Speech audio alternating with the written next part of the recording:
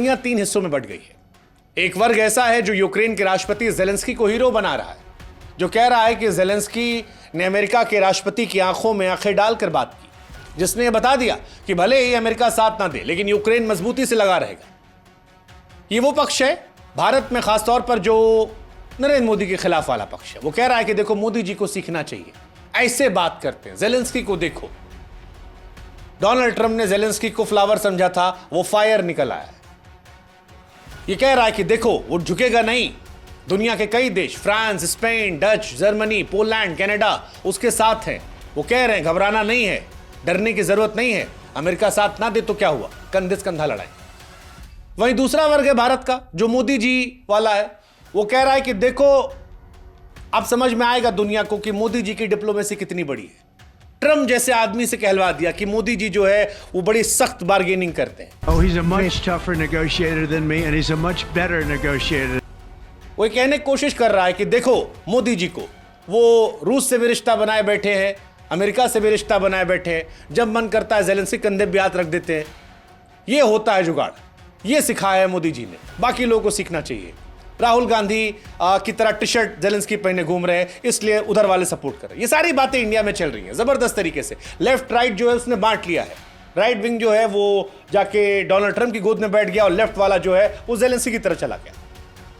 और इस बीच में एक तीसरा वर्ग भी है, वो जो कहता है कि जिस तरह से अमेरिका में कैमरे के सामने दो राष्ट्राध्यक्षों की लड़ाई हुई है, वो लड़ाई नहीं होनी चाहिए थी।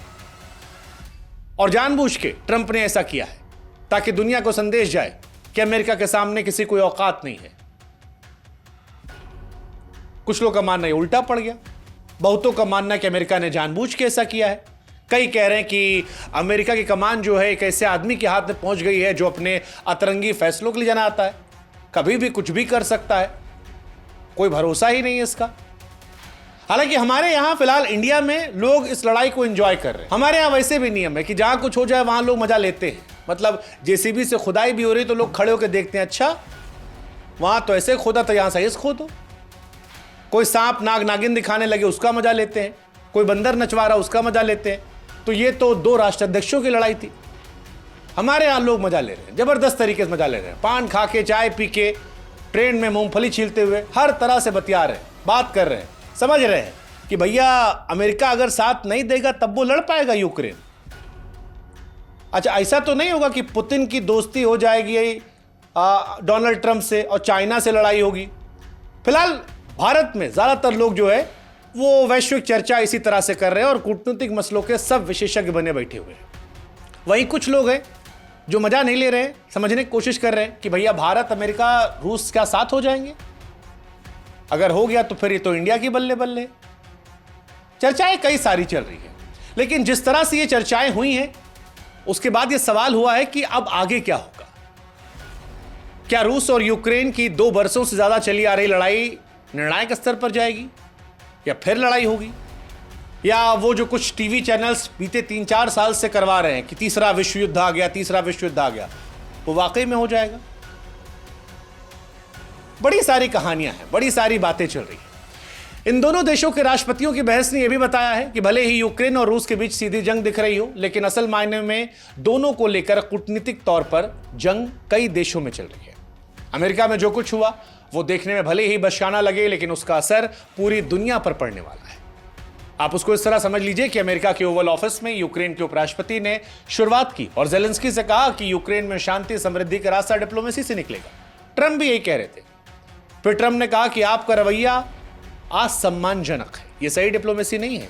आपको इस जंग को रोकने के लिए राष्ट्रपति ट्रंप को थैंक यू बोलना चाहिए। जेलेंस्की कहते हैं कि 2019 में हमसे कहा गया था कोई हमला नहीं होगा, फिर 2022 में पुतिन ने तोड़ा। हमारी कैसी गड़बड़ी है, ये कैसी डिप्लोमेसी है। इस पर फिर चढ़ाते हुए कहा जाता है कि देखो यही डिप्लोमेसी है, इसी से तुम्हारे देश में तबाही रुकेगी।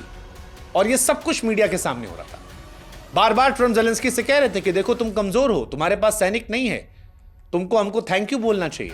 जेलेंस्की कहते हैं कि जब आप युद्ध में होते हैं तो सबके साथ परेशानियां होती हैं, आप भी समझो अगर हमको मदद नहीं करोगे तो भविष्य में इसका असर आप पर ही पड़ेगा।